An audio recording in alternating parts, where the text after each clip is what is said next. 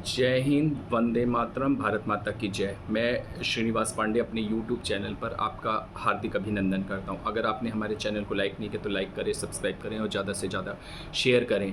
और आज का वीडियो है कि पर्यावरण के ऊपर है। पर्यावरण का जिस प्रकार से दोहन हो रहा है और जिस प्रकार से लोग पर्यावरण का दोहन कर रहे हैं, उसका हम बहुत दुर्गामी परिणाम देख रहे हैं। और जिस प्रकार से दिल्ली में बाढ़ आई 1978 के बाद इतनी भयंकर बाढ़ आई, यमुना अपने उफान पे चरम पे रही, तो उसका हमने मंजर देख लिया। और हमने हिमाचल में देख लिया कि इतनी बड़ी तबाही हुई हिमाचल में।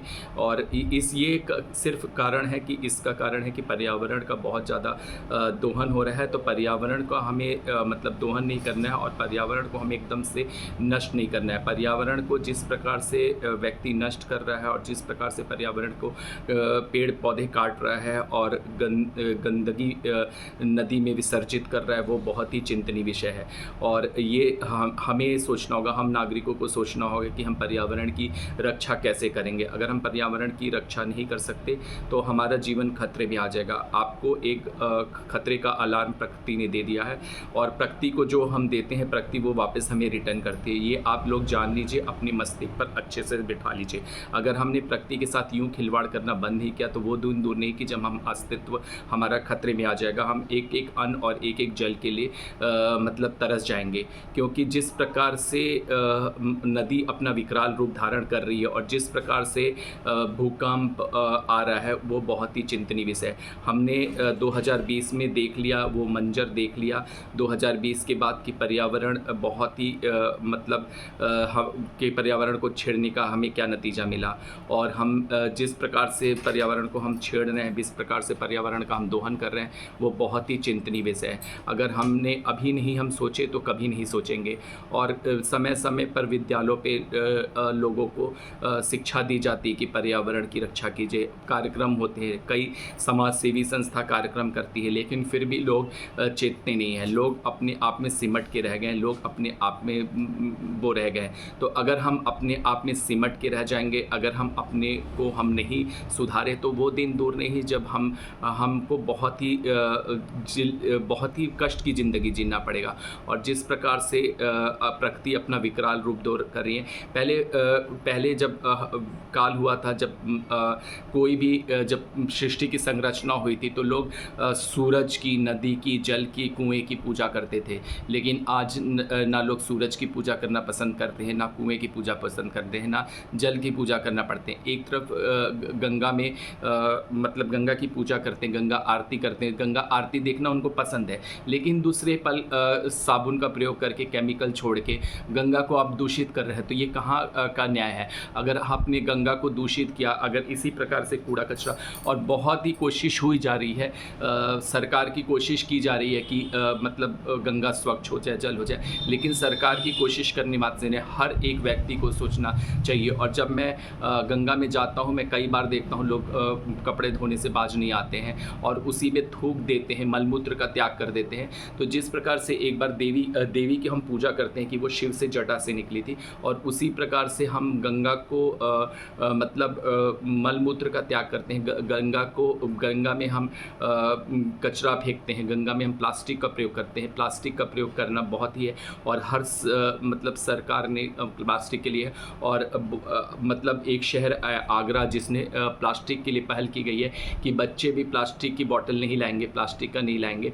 ये बहुत बड़ी अच्छी पहल है। और अगर इसी प्रकार की पहल अगर हर विद्यालय, हर लोग सोचते रहे, तो वो दिन दूर नहीं जब हमारा प्रकृति मतलब बहुत ही स्वच्छ और सुंदर हो जाएगी। तो हमें गंगा के अस्तित्व की रक्षा करनी, हमें हर नदी की अस्तित्व। और कई नदियां हैं, जैसे वाराणसी में अस्सी नदी थी, पद्मा नदी थी, ये सब नाला का रूप धारण कर लिए। तो ये किस कारण हुई है? आप सोच रहे हैं हम अब बिल्डिंग बना रहे हैं, हम बहुत विकसित हो रहे हैं, हम कर रहे हैं, लेकिन हम प्रकृति को ही नहीं बचा पा रहे हैं। तो वो विकास का क्या मापदंड, जो हम प्रकृति को बचा नहीं पा रहे हैं और हम अपनी नदी तालाब को नाले में परिवर्तित कर देते हैं, तो वो विकास नहीं होता है। वो विकास हमारे लिए, हमको लगता है विकास, लेकिन वो विकास सही मायने में नहीं होता है। जब हम नदी को और तालाब को नाले के रूप में परिवर्तित कर देंगे, जिसमें बार से गुजरने मात्र से ही बदबू आएगी, तो वो क्या होगा। और हमें अपने आप पे कंट्रोल करना पड़ेगा। हमें पशु की हत्या करने से बचना होगा। बेजान पशु को नहीं माना है, क्योंकि पशु प्रकृति के बहुत बड़े मित्र होते हैं, और पशु को ये आभास हो जाता है कि वो हमारे कितने बड़े मित्र हैं। तो पशु को हमें सुरक्षा करनी पड़ेगी। पशु को हमें काटना नहीं है, पशु पक्षी को मारना नहीं है।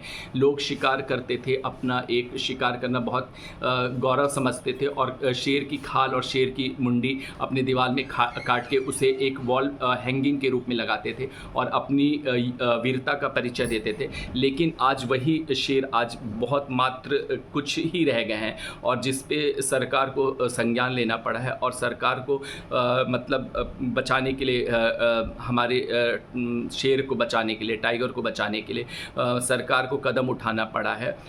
अगर हम ये सब ना करते, अगर हम शेर की सुरक्षा करते, वो चीज़ें, आज कितने ही पशु गायब हो चुके हैं, चाहे वो सफ़ेद हाथी हो, चिंपांजी हो, गोरिल्ला हो, सियार हो, चिड़िया भी कितनी गायब हो गई हैं। चिड़िया दिखती नहीं, जो गीध और चील हमेशा दिखती रहती थी, और उनको हमको बड़ा खुशी होती थी, और वो छत पे आके, हम छोटे थे तो वो छत पे आके बैठती थी चील और गीध। हमको बहुत डर भी लगता था, क्योंकि वो बहुत विशालकाय होती थी, लेकिन वो हानि नहीं पहुंचाती थी, वो अपना भोजन लेके उड़ जाती थी।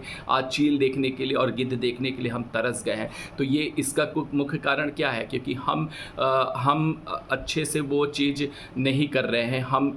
हम इस और ध्यान नहीं दे रहे हैं कि हमें चील की सुरक्षा को करनी चाहिए थी। हमें वो है, श्राद्ध में लोग कौवे को खाना खिलाते हैं, लेकिन आज कौवा भी नहीं दिखता है, और चिड़िया भी मर गई हैं। तो इसका मुख्य कारण क्या है? क्योंकि हम पर्यावरण की सुरक्षा नहीं कर पा रहे। पर्यावरण की सुरक्षा करना हमारा नैतिक कर्तव्य होता था, लेकिन हम पर्यावरण को सुरक्षित नहीं कर पा रहे हैं, और पर्यावरण का हम बहुत बड़ा दोहन कर दे रहे हैं, जिससे हमें बहुत ही, हमारे लिए एक चिंतनीय विषय बन गया। तो हमें पर्यावरण की रक्षा करनी है, पर्यावरण को हमें बचाना है, तभी हमारा जीवन सुखमय होगा और हम अच्छे से जी सकेंगे। तो सभी से अनुरोध है कि आप पर्यावरण के लिए एक पहल करें। हर एक नागरिकों को पर्यावरण की क्या, ये आप एक विद्यालय और एक समाज सेवी संस्था नहीं होती है। हम बुक में पढ़ते हैं पर्यावरण की रक्षा करिए, लेकिन कितने हैं अध्यापक और शिक्षक हैं, वो बच्चों को शिक्षा देते हैं कि पर्यावरण की रक्षा कीजिए, लेकिन वो प्लास्टिक का उपयोग करते हैं, प्लास्टिक फेंक देते हैं, और वो प्लास्टिक कूड़े में जाती है। कूड़ा कहाँ जाएगा? वो हमारे मिट्टी में मिलेगा, तो मिट्टी में मिलेगा तो हमारी उर्वर शक्ति कम होगी, और हमें खाना कहाँ से मिलेगा? जब मिट्टी ही बंजर हो जाएगी, वो ज़मीन ही बंजर हो जाएगी, तो हमें खाना कहाँ में मिलेगा? तो इस वजह से हमें इस बात पे गौर करना होगा कि हमें मिट्टी को मतलब मिट्टी की भी क्षमता को बढ़ाना है, मिट्टी की क्षमता को कम नहीं करना है। हमारी जो फर्टिलिटी है, और जो हमारी फर्टिलिटी लॉस्ट क्यों हो रही है? क्योंकि हम प्लास्टिक का प्रयोग करते हैं, और वो मिट्टी में जाके मिल जाती है, तो वो हमारी फर्टिलिटी कम हो जाती है। पहले हम शुद्ध गोबर का खाद में उपयोग करते थे, तो गोबर के गाय का गोबर प्रयोग करते थे, तो हमारे खाने में टेस्ट होता था। हमें गोभी के लिए हम लोग ललायत रहते थे कि गोभी आती है, लेकिन आज हम केमिकल से इंजेक्ट करके खाना उपयोग करने पर विवश हो रहे हैं। तो इसका मुख्य कारण क्या है कि हम लोग विवश इस वजह से हो रहे हैं क्योंकि हमने खुद ही पर्यावरण को मतलब ऐसा दोहन किया है। तो पर्यावरण का दोहन करना हमारे लिए बहुत ही खतरनाक और चिंतनीय विषय है। तो हम पर्यावरण का अगर हम दोहन करेंगे, पर्यावरण को नष्ट करते रहेंगे, तो वो दिन दूर नहीं कि हम अपने हमारा अस्तित्व खतरे में आएगा। मिट्टी की क्षमता क्यों कम हो रही है? मिट्टी की क्षमता इसलिए कम हो रही है क्योंकि उसमें हम प्लास्टिक का ज़रूरत से ज़्यादा उपयोग करें, और हमें प्लास्टिक का ज़रूरत से ज़्यादा उपयोग नहीं करना है। और अगर हम प्लास्टिक का उपयोग यूं ही करते रहे तो वो दिन दूर नहीं कि हमारी उर्वरता शक्ति तो ख़त्म हो जाएगी मिट्टी की, और मिट्टी कुछ आनी नहीं देगी, और धरती माँ हमें वही देती है जो हम उसमें बोते हैं। तो हम क्या बो रहे हैं? हम प्लास्टिक को बो रहे हैं धरती में, तो हमें क्या मिलेगा? प्लास्टिक। तो धरती माँ हमें किस प्रकार से अन्न देगी? तो हमें इस चीज़ को हमें ध्यान देना होगा कि हमें प्लास्टिक को नहीं करना है, प्लास्टिक का उपयोग कम से कम करना है। आप कागज़ की करिए, कागज़ का करिए, आप कपड़े की पॉलीथीन का उपयोग कीजिए, प्लास्टिक का उपयोग नहीं कीजिए।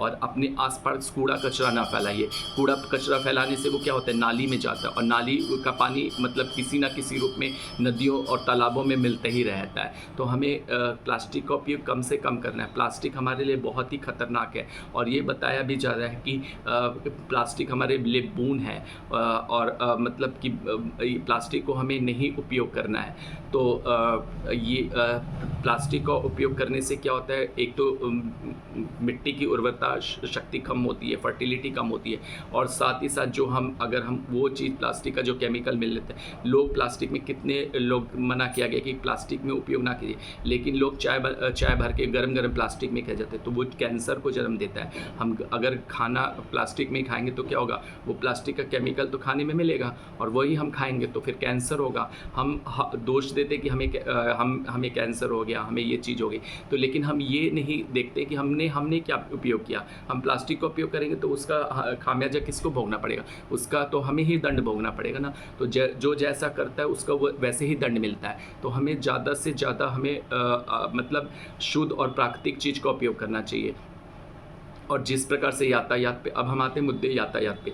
यातायात में जिस प्रकार से हॉर्न का उपयोग हो रहा है, और अभी भी देख रहे हैं जब मैं वीडियो बना रहा हूँ ये सड़क एकदम सुनसान है, लेकिन लोग हॉर्न का उपयोग कर रहे हैं। और हॉर्न का उपयोग करने से क्या होता है कि वो हॉर्न बहुत ज़्यादा उपयोग करने से क्या होता है कि हॉर्न मतलब इतनी तेज ज़्यादा से मात्रा से लोगों को नॉइज़ पॉल्यूशन पड़ता है। और वो एक साउंड की कैपेसिटी होती कि इतना हर्ट्ज़ आप सुन सकते हैं। वो हमारा ईयर ड्रम अगर ब्लास्ट होगा तो किस वजह से होगा, तो ये लोग नहीं देते। खाली सड़क पे हॉर्न बजाते हैं, खाली सड़क पे वो सब कुछ करते हैं, तो ये सब किस वजह से होता है। तो अगर खाली सड़क पर वो हॉर्न ना बजाएं और खाली सड़क पे ना करें, आप पेशेंस रखें, आप धैर्य रखें। लेकिन आज लोगों में बहुत धैर्य की कमी है। लोग सिग्नल नहीं मिला है, सिग्नल पे है तो कहाँ से आपको कोई पास देगा, फिर भी सिग्नल पे भी बेवजह का हॉर्न बजाते हैं। तो इससे क्या होता है कि हमारी कान की क्षमता, सुनने की क्षमता पे असर पड़ता है। और जो बुजुर्ग हैं उनको तो सबसे ज़्यादा असर पड़ता है। लोग आसपास का नहीं देते, वो कहते हैं हमारी गाड़ी हम करेंगे। अगर बोलने पे भी कहेंगे हमारी गाड़ी हम बचाएं, आपकी क्या मर्जी, आप कौन होते हैं। लेकिन ये जो करके आपका भी कान है, आप भी कान लिए ही घूमते हो, तो अगर आप हॉर्न इसी प्रकार से बजाओगे तो आप पे भी असर पड़ेगा, आपके मस्तिष्क पे असर होगा। और लोग आज इतने चिड़चिड़े क्यों हो गए, क्योंकि हम इतने ज़्यादा नॉइज़ पॉल्यूशन में जी रहे हैं, इतने ज़्यादा नॉइज़ पॉल्यूशन में। एक प्रकार तो जनसंख्या बढ़ने से तो मतलब यातायात का विकसित हुआ, यातायात, ट्रेन, एरोप्लेन, कई प्रकार के व्हीकल। आज हर घर में कार है, हर घर में 3 मोटरसाइकिल है। तो इस वजह से क्या होता है कि लोग ज़्यादा से ज़्यादा यातायात होता है। और आज लोग मतलब थोड़ी दूर भी जाना पसंद नहीं करते हैं, उनको मतलब पैदल नहीं चलना पड़ते। लोग पहले मीलों मील पैदल चलते थे तो उनका स्वास्थ्य अच्छा रहता था, वो स्वस्थ रहते थे। लेकिन आज अगर किसी को अगर टॉयलेट भी जाना है तो वो सोचता है कि चलो हम स्कूटी से चल सकें। तो ये क्या है, ये हास्यास्पद स्थिति लगती है। वो चलना ही नहीं चाहते, इससे उनका स्वास्थ्य कैसे रहेगा। और डॉक्टर ने भी, चिकित्सक ने भी कहा है कि अगर आपको स्वस्थ रहना है तो आप ज़्यादा से ज़्यादा चलिए, और ज़्यादा से ज़्यादा आप चलेंगे तो आपका मतलब आपका मन मस्तिष्क स्वस्थ रहेगा और आप एकदम सुदृढ़ रहेंगे। तो हमें ज़्यादा से ज़्यादा चलना है, ज़्यादा से ज़्यादा हमें अपना विकास करना है। तो हमको ये इस बात पे ध्यान देना है कि हम ज़्यादा से ज़्यादा चलें और ज़्यादा से ज़्यादा अपने को मजबूत करें। और हमें ये भी लोगों से अपील करनी है कि ज़्यादा से ज़्यादा यातायात में का ध्यान दें और हॉर्न कम बजाएं।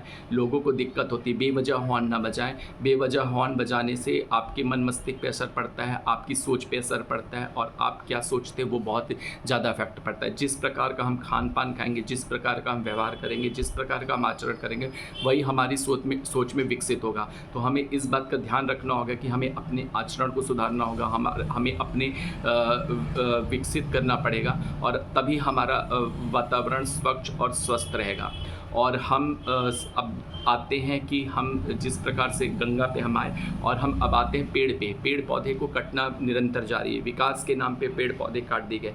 लोग 4 लेन बन रही है, सड़क बन रही है, सब बन रही है, ये ठीक है, लेकिन आपको पर्यावरण का भी ध्यान देना पड़ेगा। पेड़ आपको लगाना पड़ेगा। पेड़ इस प्रकार से काटते हैं, अगर सोचिए अगर हमारे शरीर पे कोई कुल्हाड़ी मारे, क्योंकि वो भी एक लिविंग थिंग है, पेड़ भी एक लिविंग थिंग है, उसमें भी जान होती है। अगर हमारे शरीर पे कोई कुल्हाड़ी मारे तो हमें कैसा मारेगा, लेकिन पेड़ पे लोग कुल्हाड़ी चलाने पे ज़रा भी नहीं डरते हैं। विकास के नाम पे अंधाधुंध पेड़ की कटाई होना पड़ा, अंधाधुंध जंगल हमारे विलुप्त हो गए। तो ये क्या है, ये हमारे जो विलुप्त हो रहे हैं झरने, झील, जंगल, ये किस कारण से हुआ? क्योंकि हमने विकास को चुना, हमने जंगल नहीं चुना, हमने झील नहीं चुनी, हमने तालाब नहीं चुने, विकास हमने चुना। हम अपने को एडवांस समझना चाहते हैं। एडवांस हम आधुनिक तभी होंगे जब हम आधुनिक अपनी सोच से होते हैं, हम अपनी आचरण से होते हैं। आधुनिक हम नहीं होंगे कि हम 4 लेन बना लिए, बड़ी बड़ी बिल्डिंग कर दिए, सड़क से चमचमाती सड़क बना दिए, उससे हम आधुनिक नहीं होंगे। हम आधुनिक होंगे, हम पहले लोग जंगल, स्वच्छ वातावरण में रहने थे, स्वच्छ वातावरण में रहना पसंद करते थे लोग। मतलब पशु को मित्र समझते थे। पशु हमें, बेजुबान पशु होते हैं, वो कभी भी हमें हार्म नहीं दे सकते, कभी भी हमें नुकसान नहीं पहुंचाते जब तक हम उनको छेड़ेंगे नहीं। अगर हम उनको छेड़ते हैं, आज मंदिर, यहाँ के संकट मोचन मंदिर में बहुत ज़्यादा बंदर रहते थे, आज बंदर विलुप्त हो गए, वो घरों में आ गए हैं, जंगल नहीं उनको मिल रहे हैं, वो मतलब यहाँ पे आ गए। तो मतलब बंदरों का इस प्रकार से शहर में घुसना एक चिंतनीय विषय है, क्योंकि उनके पास रहने के लिए स्थान नहीं है। हमने पशु पक्षी का स्थान कर लिया, हमने ना उनसे जंगल खींच लिया, हमने उनसे अपना आशियाना खींच लिया। तो हमें इस बात पे देना होगा कि हम अगर पशु पक्षी का आशियाना खींचेंगे, पशु पक्षी का घर खींचेंगे, तो वो बेचारे मासूम कहाँ जाएंगे। हम पशु पक्षी का मतलब आशियाना खींच रहे हैं, उनका घर खींच रहे हैं, तो उनका छीन रहे हैं, तो हम कहाँ जाएंगे। तो हमें पशु पक्षी का ध्यान देना पड़ेगा, हमें बेजुबान पशुओं का ध्यान देना पड़ेगा, उनको हमें एक मतलब चीज़ें, आशियाना देना पड़ेगा, उनको घर देना पड़ेगा, तभी हम भी सुरक्षित रहेंगे। हमने उनको खींच गया। बंदर आज शहरों में घूम रहे हैं, धड़ल्ले घूम रहे हैं, तो इसका मुख्य कारण क्या कि हम जंगल काटते गए, बस विकास के नाम पे जंगल काटे गए। जब यहाँ पे भारत पे अंग्रेज़ों का शासन हुआ, तो हम अंग्रेज भारत में आए शासन करने के लिए, तो उन्होंने रेलवे लाइन को बिछाना शुरू किया। रेलवे लाइन के बिछाने के लिए उन्होंने जंगल काटने के लिए, फिर उन्होंने रेलवे शुरू की। तो विकास तो हुआ, अच्छा था विकास होना, लेकिन उन्होंने बहुत से ज़्यादा रूप में मतलब रेलवे लाइन बिछानी शुरू कर दी। रेलवे लाइन बिछाने से कोच के लिए लकड़ी की आवश्यकता होती थी, बर्थ में कोच में बर्थ के लिए लकड़ी की आवश्यकता होती, तो उन्होंने अंधाधुंध कटाई कराने लगे, उनमें रेलवे लाइन बिछाने लगे, जिसका ये परिणाम निकला कि जंगल हमसे विलुप्त होते गए, और जंगल विलुप्त हो रहे तो पशु पक्षी भी विलुप्त होते रहे, और अपने मतलब खुशी के लिए वो पशु पक्षी का शिकार करने लगे, और इस कारण हमारा जंगल विलुप्त होता गया। आज हमारे जंगल बहुत मात्रा में विलुप्त हुए हैं, और हमारे पशु पक्षी भी विलुप्त हुए हैं। इसका जो इंडेंजर्ड स्पेसीज़ हो गई, हम एक्सटिंक्ट हो गई कई स्पेशीज़। डायनासोर्स तो मतलब गर्मी बर्दाश्त नहीं कर पा रहा। और ये जो ग्लोबल वार्मिंग हो रही है, ग्लोबल वार्मिंग किस कारण हो रही है? कि ग्लोबल वार्मिंग इस कारण हो रही है कि हमारे जंगल नहीं है, और बेमौसम की वर्षा होना, और बहुत ज़्यादा गर्मी पड़ना, और अचानक ठंडी पड़ना।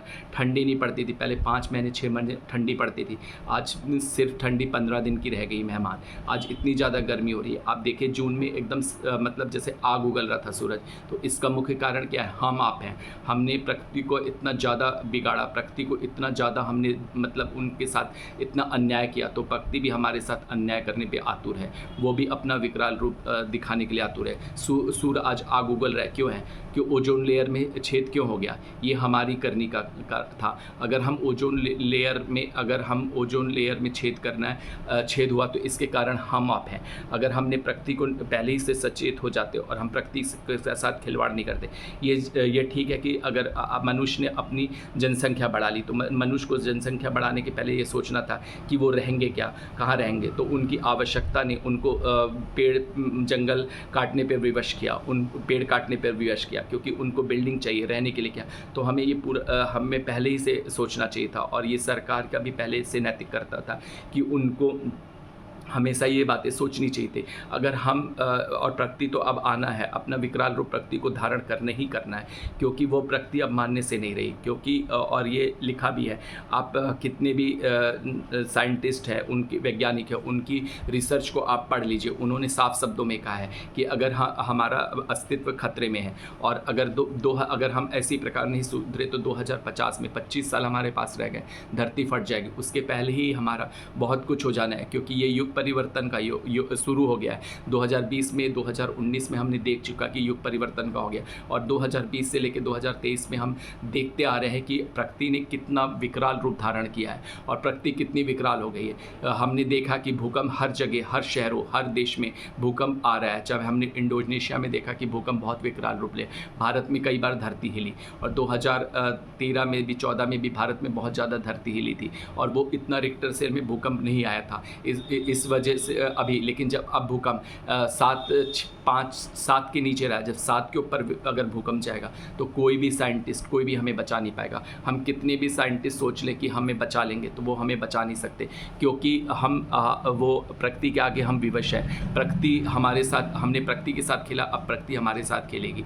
और पहले हमने 100 साल तक प्रकृति के साथ बहुत ज़्यादा खिलवाड़ किया, उनके साथ खूब खेल खेला, तो अब प्रकृति हमारे साथ हमने तो 100 साल में प्रकृति के साथ खिलवाड़ किया ना, और लेकिन प्रकृति तो हमारे साथ कुछ सेकंड, कुछ मिनटों में खिलवाड़ करेगी। भूकंप कुछ मिनटों में आता है, कुछ सेकंड में आता है, और अपने साथ बहुत चीज़ निशान छोड़ देता है। गुजरात का 2000 का एक भूकंप आज भी हम नहीं भूले हैं कि कितनी बड़ा नुकसान, कितनी बड़ी त्रासदी हुई थी। सुनामी जो आई थी 2003 में, हम आज भी नहीं भूले हैं। तो अगर हमने प्रकृति को इसी प्रकार से, प्रकृति का मतलब छेड़छाड़ की और इसी प्रकार से हमने प्रकृति को मिटाने की कोशिश की, तो वो दूर नहीं कि हम अस्तित्व हमारा खतरे में हो जाएगा। आज हम 140 करोड़ है, भारत की जनसंख्या आज 140 करोड़ है, वो दिन दूर नहीं कि हम 40 करोड़ में आ जाएंगे, क्योंकि हम प्रकृति के साथ खिलवाड़ कर रहे हैं, प्रकृति इसको हम बिगाड़ रहे हैं। लोग आसपास अपनी ध्यान नहीं देते, मतलब थूक देते हैं, कूड़ा फेंक देते हैं। कितनी बार उनको वार्न किया गया कि आप गीला कूड़ा सूखा कूड़ा करिए, और हमारा विज्ञापन भी आता है गीला सूखा कूड़े में, फिर भी हम नहीं देखते। बस हम विज्ञापन दे के हंस लेते हैं, लेकिन हम उससे कुछ सीखते नहीं हैं। जब तक हम कुछ सीखेंगे नहीं, अगर हमारे मनुष्य के अंदर सीखने की प्रवृत्ति नहीं होगी, तब तक मनुष्य कभी भी नहीं सुधर सकता। तो हमें सीखना होगा, हमें समझना होगा, तभी हमारी प्रकृति हमको स्वच्छ दिखेगी, स्वस्थ दिखेगी। और जब 2020 से लेके 2019-20 में लोग अपने घर पर विवश रहने के लिए मजबूर थे, लॉकडाउन लग गया था, तो हम क्या था, हमारी प्रकृति बहुत एकदम अपनी चरम सुंदरता के रूप में थी। नदियाँ, तालाब साफ हो गए थे, हर तरफ वातावरण में हरियाली छा गई थी। तो इस कारण था, आप ये सोचिए, अगर उन 2 साल के लॉकडाउन में, कुछ महीनों के लॉकडाउन में प्रकृति कितनी अपनी सुखद स्थिति में थी, कितनी अच्छी स्थिति में थी। तो आज हम अगर प्रकृति को हम इसी प्रकार से अगर नष्ट करते रहे और इसी प्रकार से हम उसका दोहन करते रहे, तो हमें इसका खामियाजा भुगतना। तो प्रकृति को हमें एकदम सुंदर रखना होगा। 2-3 महीने के लॉकडाउन के पीरियड में प्रकृति इतनी अच्छी चरम पे थी, इतनी अच्छी थी, चारों तरफ हरियाली थी, एकदम नदी तालाब अपने आप साफ हो गए थे। अब हम याद करें जब उत्तराखंड में बद्रीनाथ, केदारनाथ में जब बादल फटा था, तो कितनी मतलब बहुत मनुष्य, जान माल हानि सब कुछ हुई थी। लेकिन उस बादल फटने के बाद प्रकृति की कई झील और जो कई एक्सटिंक्ट जो पेड़ पौधे हो गए थे, वो वापस अपने रूप में आ गए थे। और इस वजह से आ गए थे क्योंकि वो दब गए थे, और प्रकृति ने, हम मनुष्यों ने उन्हें दबा दिया था, इतना विवश कर दिया था कि वो झील और वो पेड़ पौधे विलुप्त हो गए थे। लेकिन वो बादल फटने से वो वापस आ गए थे। तो प्रकृति इसी प्रकार से खिलवाड़ करती है। अगर प्रकृति वापस होगी, और जब मनुष्य इस प्रकार से प्रकृति को छेड़छाड़ करेगा, इस प्रकार से प्रकृति के साथ वो करेगा, तो वो दिन दूर नहीं कि प्रकृति उनके साथ भी खिलवाड़ करेगी ही करेगी। तो हमें प्रकृति के साथ वो वैसे ही सलूक करना चाहिए जैसे हम अपने घर में अपने आसपास मित्रों, माँ बाप, भाई बहनों के साथ करते हैं। तो हमें भी उन्हें अपना, प्रकृति को हमें अपना मित्र, दोस्त और अपने माता पिता करना पड़े। प्रकृति में ही सूरज है, प्रकृति में चांद है, लोग उनकी पूजा करते हैं, तो क्यों नहीं हम प्रकृति की पूजा करें? उनके साथ हम क्यों खिलवाड़ करें? क्यों हम उनको बिगाड़ने पे तुलें? और क्यों हम पशु को मारने पे तुले हैं? क्यों पशु पक्षी को मारते? और जो मांसाहारी है, हमें शाकाहारी पे ज़्यादा जोर देना पड़ेगा। मांसाहारी नहीं खाना, बेजुबान पशु पक्षी को मार काट के खा जाते हैं। तो ये सोचिए, तो फिर वो उसका हमें श्राप क्यों लगेगा? हमें श्राप तो लगेगा ना, हम शाकाहारी बने। अगर हम शाकाहारी बनेंगे तभी हमारे जो भी आ रही है, रोग आ रहे हैं, जो भी हमें डिजीज़ें हमें देखने को मिल रही है वो क्या है, हमारे मांसाहारी बनने की वजह से। हम अगर शाकाहारी बनेंगे तो पहले के लोग, चाहे वो युग सतयुग हो या त्रेता युग हो, वहाँ के लोग पहले मांसाहारी नहीं थे। वो लोग मतलब फल फूल कंद मूल फल खाते थे, तो उनका स्वास्थ्य भी रहता था। आज हमारी एक औसत आयु 70 से 60 साल तक है, लेकिन उनमें औसत आयु, चाहे वो त्रेता युग हो चाहे सतयुग हो, उसमें औसत आयु बहुत ज़्यादा होती थी। तो उसका मुख्य कारण था कि लोग बहुत एक सात्विक जीवन जीते थे। जब हम सात्विक जीवन जिएंगे तो बहुत ही हमारा परम सुख हमें मिलेगा, क्योंकि सात्विकता में जितना सुख है वो कहीं भी नहीं है। और अगर हम ऐसे ही मांस मछली मदिरा का सेवन करते रहे तो वो दिन दूर नहीं कि हम अपने स्वास्थ्य को भी नुकसान पहुंचाएंगे। और आपने देखा कि जितनी भी आजकल जो हार्ट अटैक की डिज़ीज़ बढ़ रही है, तो ये भी एक तरह से हम प्रकृति के कारण ही है। हार्ट अटैक क्यों हो रहा है लोगों को, आज युवा है या एक छोटे छोटे से बच्चों को हार्ट अटैक हो जाता है, इसका मुख्य कारण क्या है? क्योंकि उनको शुद्ध वायु, शुद्ध जल नहीं मिल रहा है, और उनके मांसाहारी होना भी बहुत मुख्य कारण है। तो मेरी सभी से अपील है कि शाकाहारी बनिए, मांसाहारी को त्याग करिए। आज कितने ही सेलिब्रिटी मांसाहारी को छोड़ के शाकाहारी बन रहे हैं, तो वो समझ चुके हैं कि उनको शाकाहारी भोजन खाने मात्र में ही परम सुख है। आपको सिर्फ क्योंकि ये ज़बान, ये जो टेस्ट है, ये आपको कुछ ही पल का लगेगा, ये कुछ पल में ही आपको टेस्ट लगेगा, लेकिन आप उसके बाद आपका टेस्ट गायब हो जाएगा। लेकिन आप वो अपने स्वास्थ्य से बहुत नुकसान पहुंचा रहे हैं। आपका स्वास्थ्य, आप अपने स्वास्थ्य को बिगाड़ रहे हैं। और हार्ट अटैक होने का मुख्य कारण है कि जो मांसाहारी हैं, अगर हम शाकाहारी बनेंगे, हम बेजुबान पशु पक्षी को नहीं मारेंगे, तो हमारा क्या जीवन बहुत सफल होगा, और हम आराम से, हमारा स्वास्थ्य भी अच्छा रहेगा और हम अच्छे तरीके से रह भी पाएंगे। तो ये हमें अपने आप को सोचना पड़ेगा, थिंक अबाउट करना पड़ेगा, क्योंकि सोच ही हमारी हमको स्वच्छ रखती है। किसी के समझाने से, किसी के बोलने से नहीं होगा। जब तक हम खुद नहीं सोचेंगे, जब तक हम खुद आत्ममंथन नहीं करेंगे। आत्ममंथन करना बहुत ज़रूरी है। आत्ममंथन करने ही से व्यक्ति का मतलब चरित्र सही होता है, और उसको वैल्यू समझ में आती है, मूल्य समझ में आता है। किसी भी चीज़ का मूल्य तभी समझ में आता है जब वो आत्मचिंतन करता है, आत्ममंथन करता है। और हमें प्रकृति का मतलब बहुत ही संभाल के रखना है। अब बहुत देर हो चुकी है, बहुत हमने बिगाड़ चुका है, लेकिन कहते हैं ना, जब जागो तब सवेरा। तो जब हम जाग जाएंगे, जब हम अपने को सोच बैठा लेंगे, अब एक प्रण निश्चय कर लेंगे, एक दृढ़ संकल्प कर लेंगे कि आज हमें प्रकृति को सुधारना है, आज हमें एक पेड़ लगाना है, तो हम कर लेंगे। पेड़ लगाने मात्र से नहीं होता है, पेड़ लगा के सेल्फी खिंचा देना और उसे सोशल मीडिया में अपलोड करना ही मात्र नहीं होता है। पेड़ लगाइए, उसकी रख रखाव करिए। जिस प्रकार अपने बच्चे को हम पालते हैं, पोषण देते हैं, उसी प्रकार हमारा पेड़ भी हम अपने बच्चा समझे और उनकी सेवा करें, क्योंकि पेड़ में भी जान है। पेड़ भी हमें दुआ देते हैं, पेड़ भी हमें बहुत कुछ देते हैं, और पेड़ से ही हमें सब कुछ मिलता है। आप पेड़ अपना फूड खुद बनाता है, वो मनुष्य से कुछ नहीं लेता है। आपने फोटोसिंथेसिस पढ़ा, आपने कि वो अपना वृक्ष और पेड़ अपना खाना खुद, भोज पदार्थ खुद बनाते हैं। तो आपने ये जाना, फोटोसिंथेसिस में हम जानते हैं the process by which green plant make their own food by the help of sunlight, chlorophyll. तो ये हम पढ़ते हैं, लेकिन पढ़ने मात्र से नहीं होता है। जब पेड़ हमसे कुछ लेता ही नहीं, बल्कि हमें देता ही है। हम पेड़ पे ही आश्रित है, पेड़ पे ही सब कुछ है। तो हम पेड़ की रक्षा क्यों नहीं कर सकते? क्यों हम मनुष्य ये नहीं सोचते कि हमें पेड़ की रक्षा करना है, पेड़ को हमें पालना है, पेड़ को पोषना है। जब हम पेड़ को पालेंगे, पेड़ का ध्यान रखेंगे, पेड़ को रेगुलर पानी देंगे, उनको मुरझाने नहीं देंगे। आप फूल पे भगवान को फूल चढ़ाते हो, उनका श्रृंगार करते हो, तो कितने अच्छे लगते हैं भगवान। तो आप पेड़ का भी श्रृंगार करो, पेड़ को भी दो, उनको भी। पेड़ भी हमसे कुछ चाहते हैं। पेड़ हमसे क्या चाहते हैं? पेड़ हमसे प्यार चाहते हैं, पेड़ हमसे अपनत्व चाहते हैं। तो हमें पेड़ को अपनत्व देना है, प्यार देना है, उनके साथ हमें वो सुख दुख बांटना है। तो पेड़ हमें बहुत कुछ देंगे। पेड़ बहुत कुछ हमें देते हैं, हमें फल देते हैं, हमें हवा देते हैं, ऑक्सीजन देते हैं, सब लेते हैं, हम बदले में हमसे कुछ नहीं चाहते। पेड़ हमें देते हैं, उनका मतलब जन्म ही हुआ है देने के लिए। उनको ईश्वर ने ये क्षमता दी है कि वो हमें जन्म देंगे। वो बेजुबान होते, बोलते नहीं है, लेकिन वो हमारी सब कुछ समझते हैं। हमारी हर एक्टिविटीज़ को, हमारी हर गतिविधि पर एक पैनी नज़र रखते हैं। वो बोलते नहीं हैं। और ये नहीं जानिए, अगर आप पेड़ को पानी नहीं देते, उनका नहीं दिखलाते, तो वो भी श्राप देते हैं, उनका भी श्राप फलित होता है। वो उनको अगर हम काटते हैं तो वो भी हमें श्राप देते हैं। तो हमें पेड़ को विकास करना है, पेड़ हमें सब कुछ करना है, सब सही चीज़ है, लेकिन हम पेड़ को काटें नहीं, पेड़ को हम उनका रखाव करें। अगर हम एक पेड़ काटते हैं तो उसके स्थान पे 10 पेड़ लगाएं, तभी हमारा प्रकृति में बैलेंस बनेगा। अगर हम 2 पेड़ काटते हैं तो 20 पेड़ लगाएं, तभी हमारा प्रकृति में बैलेंस बढ़ेगा। आसपास के वातावरण को स्वच्छ रखें, मिट्टी की उर्वरता को समाप्त नहीं करें, क्योंकि मिट्टी की उर्वरता समाप्त करना मतलब आपका भोजन पानी बंद। तो मिट्टी की उर्वरता को आप नहीं सम्मान करेंगे।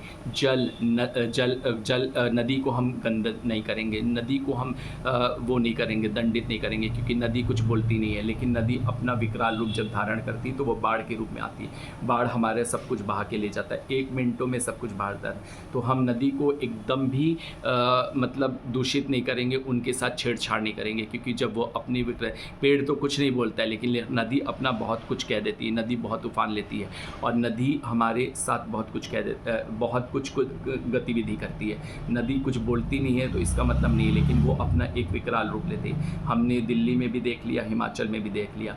और जो पर्वत हैं, पर्वत में कितनी, हिमालय में कितनी जड़ी बूटियाँ थी, कितनी जड़ी बूटियाँ, सब कुछ था हिमालय में। और जड़ी बूटियों से हमें कितनी औषधियाँ मिलती थी और बहुत कुछ मिलता था, लेकिन हमने उन औषधियों का मूल्य नहीं जाना। आज भी हिमालय में बहुत सारी औषधि हैं, हम उससे बहुत बना सकते हैं, हम बहुत कुछ कर सकते हैं। कई रोग उन औषधियों में, पत्तों में है।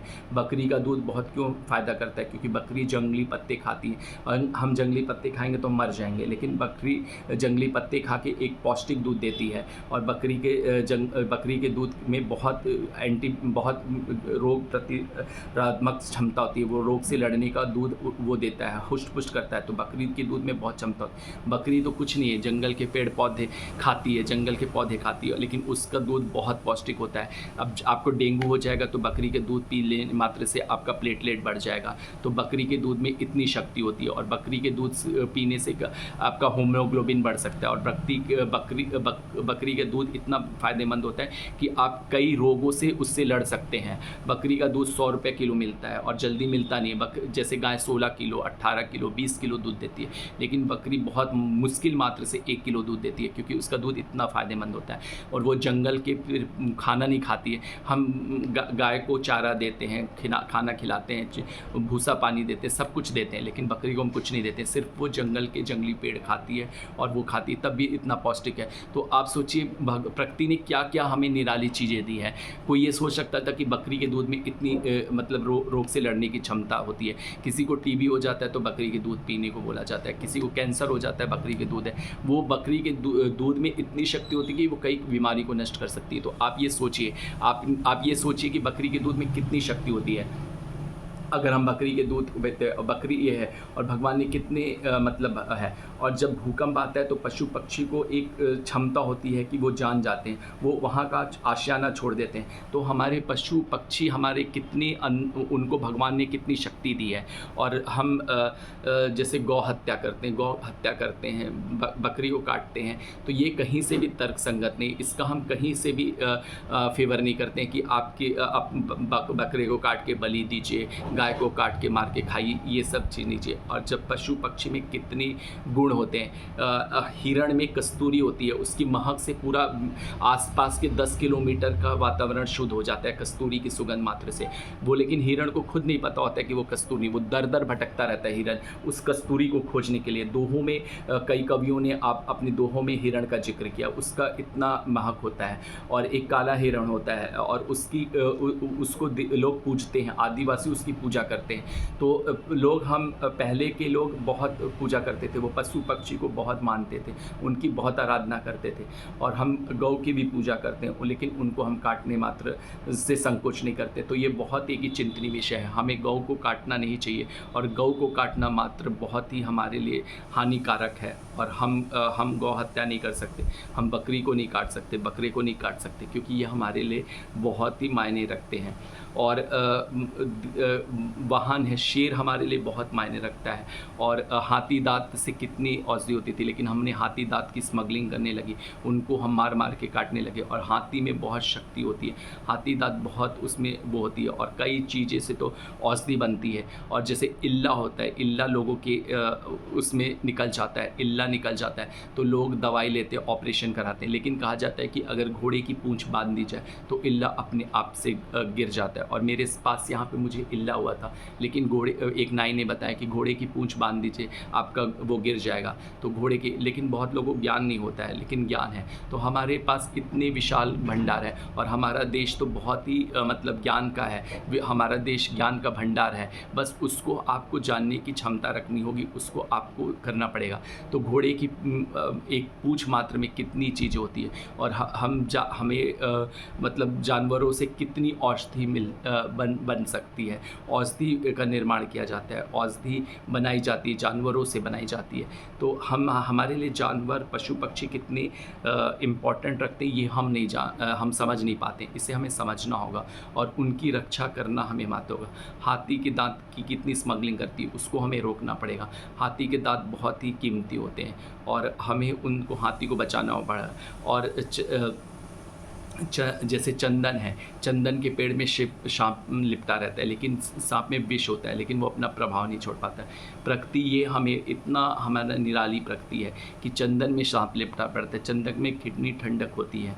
और केसर होता है, केसर कितना हमारे लिए बहुत ही फ़ायदेमंद होता है। केसर खाने मात्र से कितना है, काजू, किशमिश, ये सब जो ड्राई फ्रूट्स होते हैं, ये सब क्या मिलते हैं, प्रकृति के नेचर पे मिलते हैं, और ये लिए हमारे लिए कितने फ़ायदेमंद है। ड्राई फ्रूट्स में काजू खाने से कितनी आपकी क्षमता बढ़ जाती है।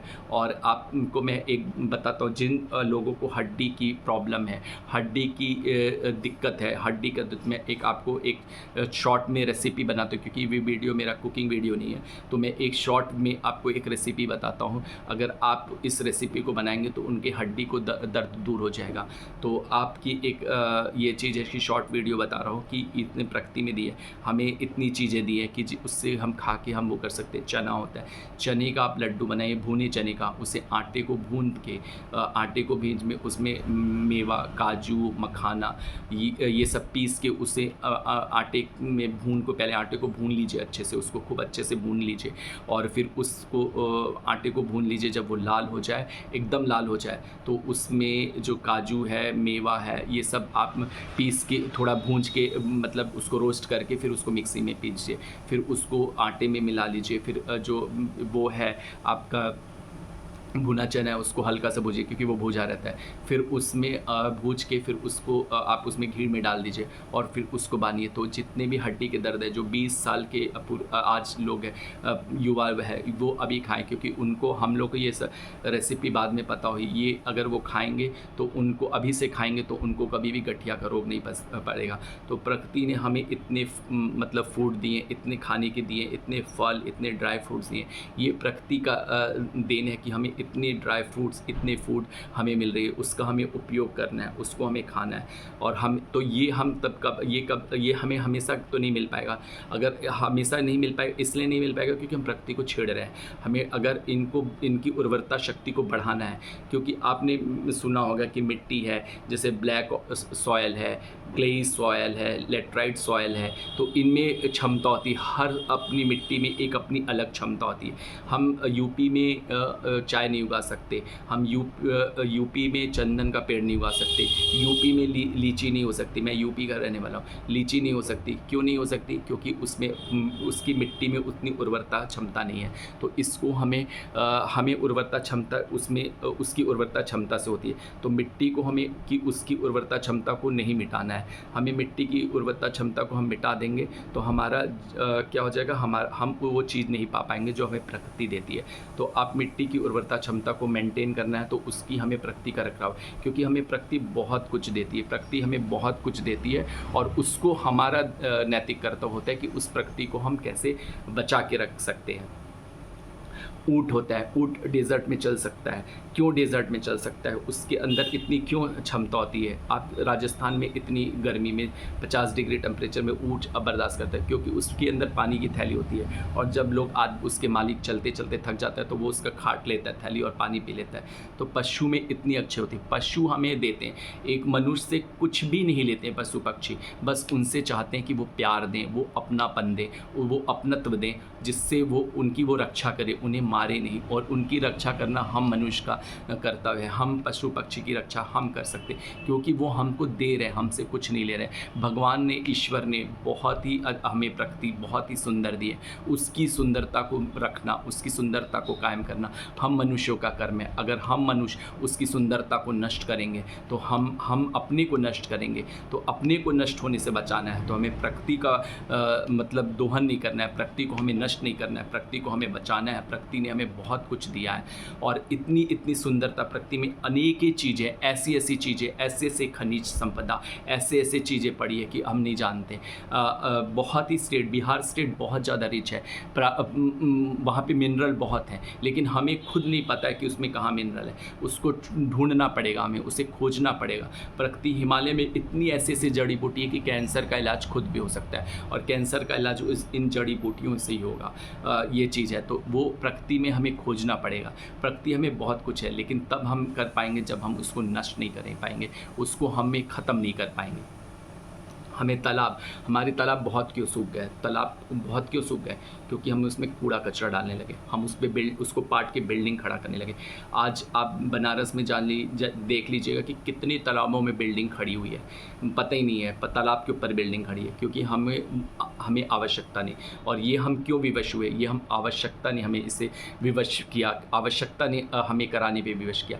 अगर हम अपनी आवश्यकता को सीमित रखेंगे, अपनी आवश्यकता को, पहले जॉइंट फैमिली होती थी, लोग एक घर में सिमट जाते थे।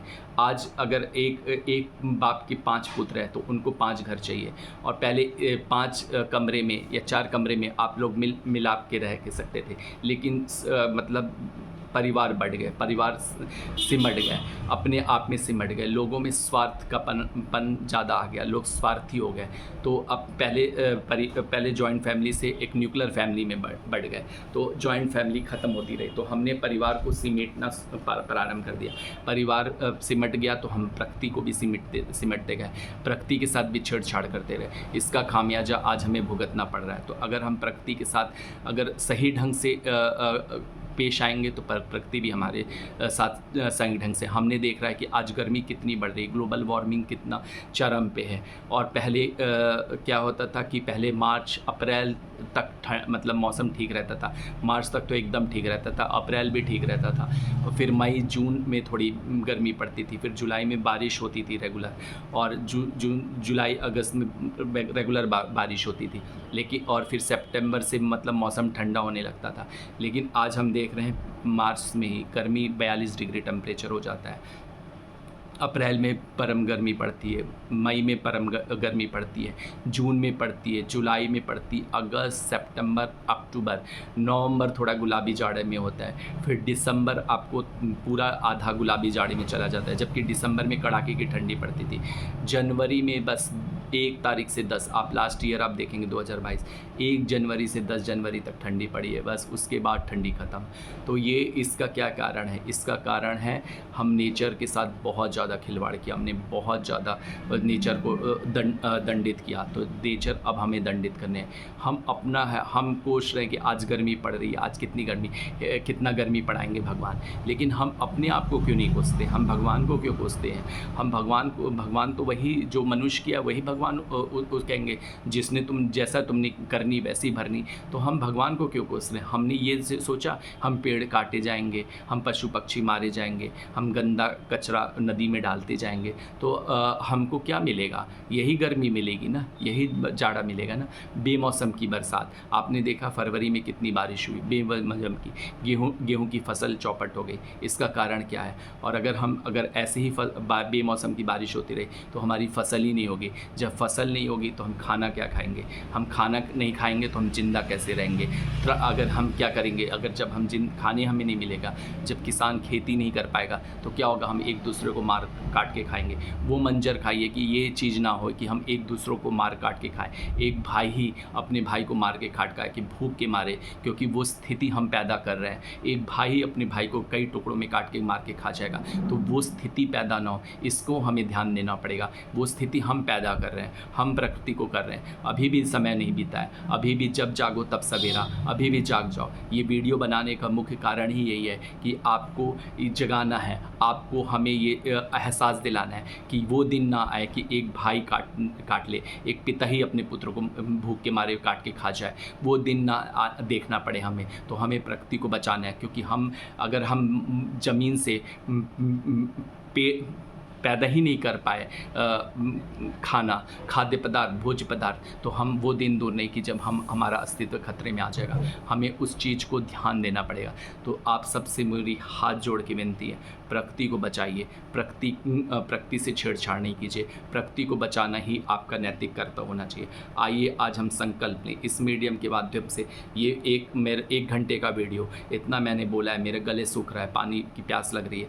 इसका कारण है कि आपको जगाना। आप ये प्लीज़ मेरा वीडियो देखिए और हर एक प्राणी को जगाइए कि प्रकृति के साथ ऐसा ना करे। प्रकृति हमें बहुत कुछ देती है, हम नेचर हमें बहुत कुछ देता है, वो हमसे कुछ नहीं मांगती बल्कि वो हमें देती है। तो हमें ये ध्यान देना होगा कि हम उसका कैसे रख रखाव करेंगे, उसको कैसे हम बचाव करेंगे, क्योंकि वो उसका रखरखाव का करना, उसका बचाव करना हम इंसानों का कर्तव्य है, हम मनुष्यों का कर्तव्य है। हम मनुष्य, हमें सिर्फ पढ़ाया जाता है, हम किताबी ज्ञान दिया जाता है, किताब पढ़ लेते हैं, हम स्कूल में लेक्चर कर लेते हैं। हर टीचर का एक कर्तव्य होना चाहिए, हर एक अध्यापक का कर्तव्य ये अपने विद्यार्थियों के अंदर भरे कि प्रकृति के करे। और हर एक माँ बाप को पहले शिक्षा देनी होगी कि बेटा नेचर ने हमें बहुत कुछ दिया है, तुम नेचर की इज्जत करना सीखो।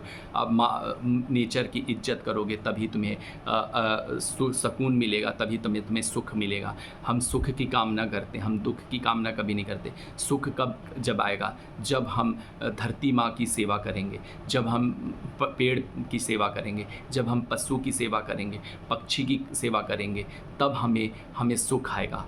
क्योंकि हमें हमारे जीवन में दुख का अभाव जब होता है जब हम इन चीज़ों को नज़रअंदाज कर देते हैं, हम इन चीज़ों पर ध्यान नहीं देते।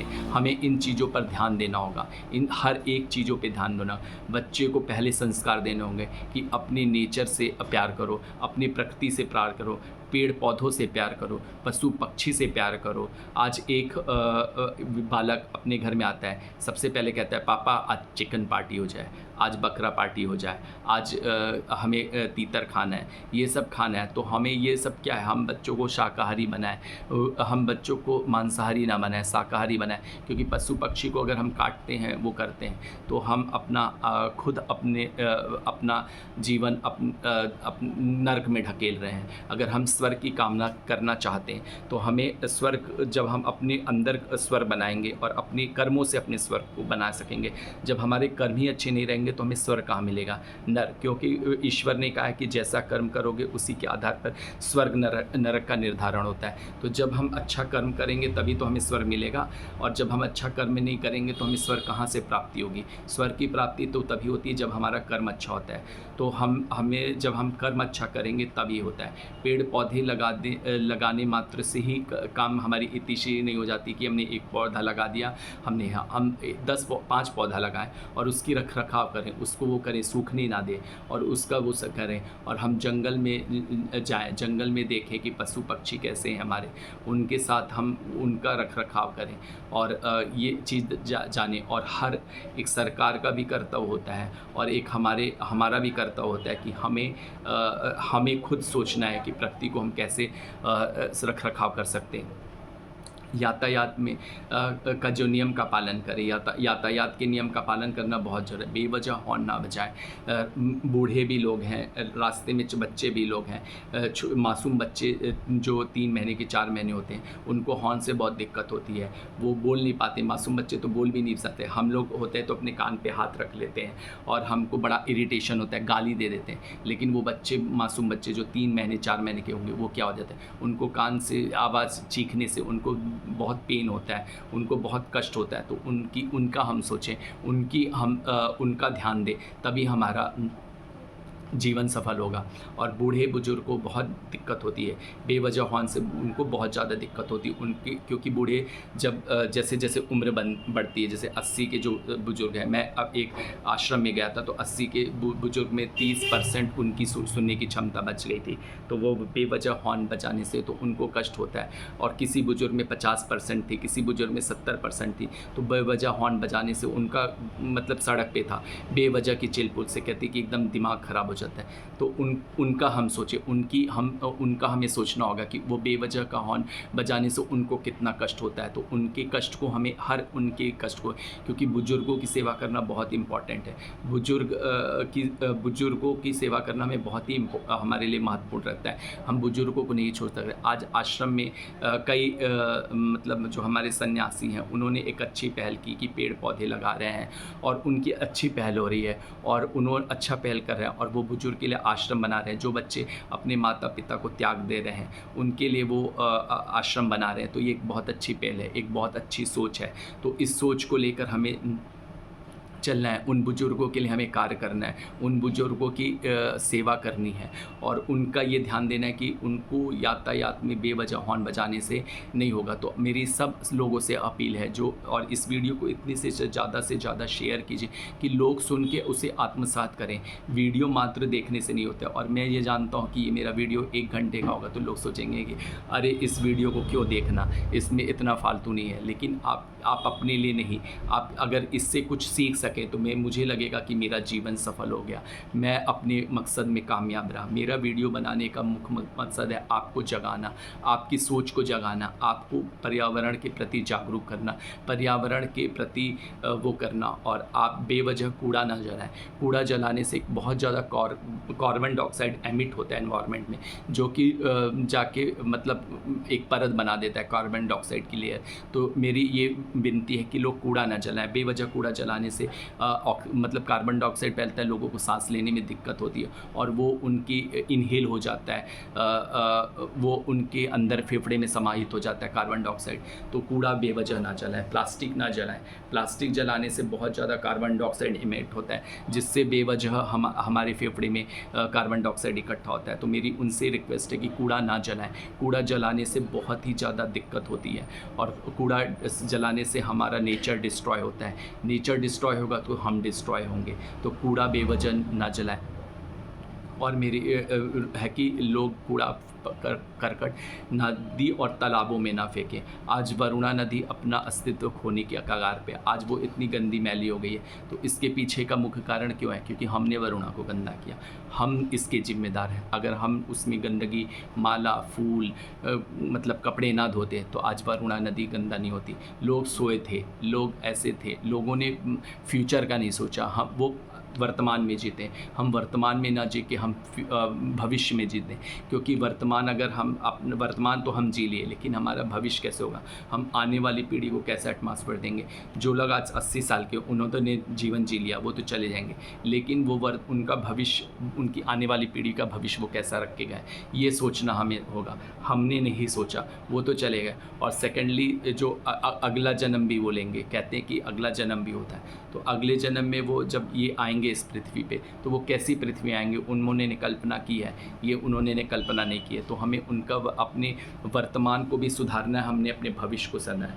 हम पीछे जो गलती की उससे हमें सबक लें और अब हम ऐसा कोई कार्य ना करें कि हमारा वर्तमान भी बिगड़े, हमारा भविष्य भी बिगड़े, क्योंकि फ्यूचर जनरेशन में नहीं है। और हमें पानी की एक एक बूंद की कीमत रखनी होगी। जल ही है तो जीवन है, जल ही जीवन है, इसका नारा देने मात्र से ही हमारी इतिश्री नहीं हो सकती। जल का हमें एक एक उपयोग करेंगे। लोगों से मेरी विनती है कि लोग ब्रश करते रहते हैं, अपना मतलब नल खोल देते हैं और नल में बेवजह फालतू पानी होता है। 2 मिनट का पानी तो ऐसे ही गिरता है। आपने सोचा कि 2 मिनट के वाटर को खोल के आपने कितना वाटर ख़त्म कर दिया, कितना वाटर ख़त्म किया। तो आप 2 मिनट नल ऐसे ही छोड़ देते हैं, तो उसे हमें नहीं छोड़ना है। हमें जब हम ब्रश पूरा कर लें तब हम उसको वॉश बेसिन खोलें और फिर तब हम कुल्ला करें, तो हमारा पानी बढ़ेगा। और जो हम कपड़ा धोते हैं उस कपड़े को मतलब इकट्ठा कर लें वॉशिंग मशीन से। उसका जो पानी, सर्फ़ वाला पानी तो ना डालें, लेकिन थोड़ा पानी जो साफ़ हो जाता है उस पानी को हम पेड़ पौधे में डाल सकते हैं। लेकिन हम सर्फ़ वाला पानी कभी भी पेड़ पौधे में ना डालें, और हम कभी भी ऐसे सर्फ़ वाला पानी ना छोड़ें। तो आप एकदम प्राकृतिक चीज़ का उपयोग करें। प्राकृतिक चीज़ों का उपयोग करेंगे तो है, क्योंकि हमें इस बात का ध्यान देना होगा। और जो हमारी हम कोशिश करें खाद हम बनाएं, जो हमारे सड़े पत्ते हैं उनसे हम खाद बनाएं।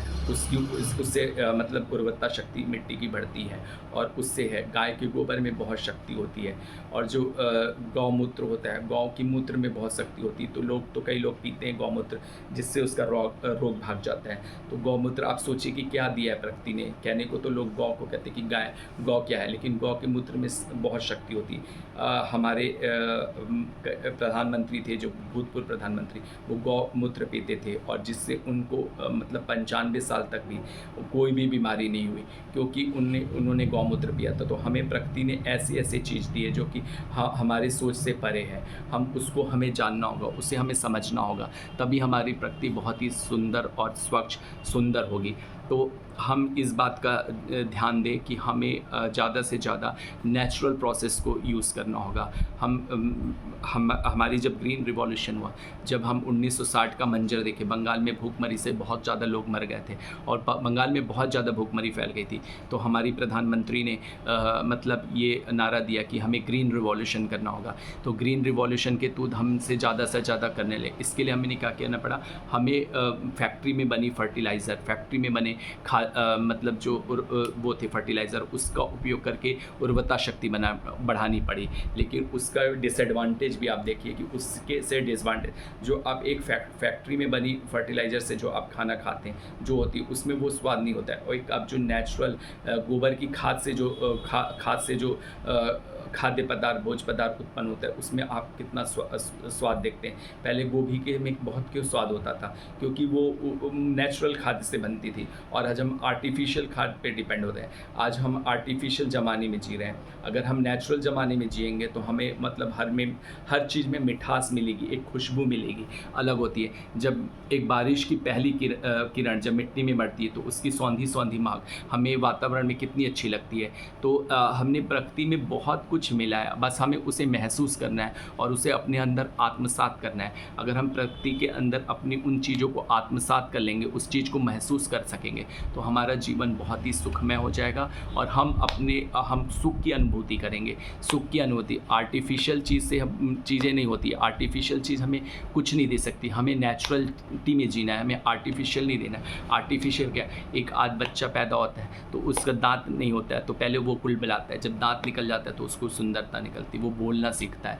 फिर जब वो बूढ़ा हो जाता है तो फिर उसके दांत टूट जाते हैं, तो वो क्या हो जाता है, वो नकली दांत लगवाता है। लेकिन वो नकली दांत में वो शक्ति नहीं होती, वो जो उसके नेचुरल चीज़ में। तो हम नेचुरल में जी लें, हम स्वाभाविकता में जी लें। अस्वाभाविकता हमें खंडित कर रही है, हमें नष्ट कर रही है। हम लोग आजकल विवश हो गए कि अस्वाभाविकता में जीते हैं, हम आर्टिफिशियलिटी में जीते हैं। हम अपने आर्टिफिशियलिटी में से अगर हम निकल के नेचुरलिटी में निकलेंगे तो हमारा जीवन भी सफल होगा, जीवन भी सुखमय होगा। हम अपने को बदलेंगे तो हमें आर्टिफिशियलिटी को त्याग कर नेचुरलिटी में जीना होगा, तभी हमारा जीवन सुखमय होगा। हम आज अपने को कहाँ महसूस कर रहे हैं। आप अपने को थिंक करिए कि आप पहले क्या थे।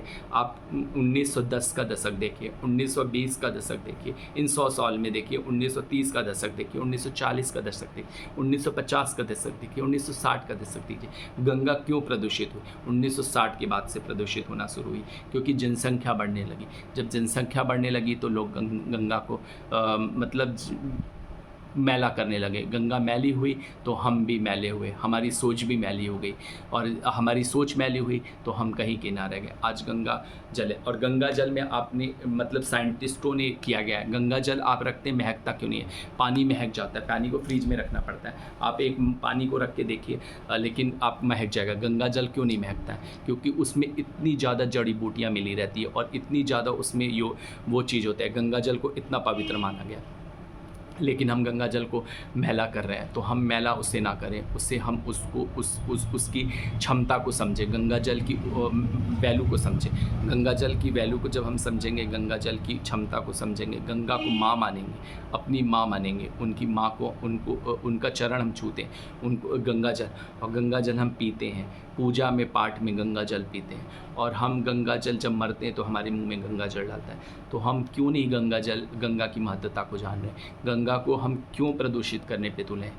ये हमारा नैतिक कर्तव्य होता है कि गंगा को हम प्रदूषित नहीं करें। गंगा जल को जब हम इतना मान देते हैं अपनी धार्मिक मान्यता में, तो हम गंगा जल को क्यों माने?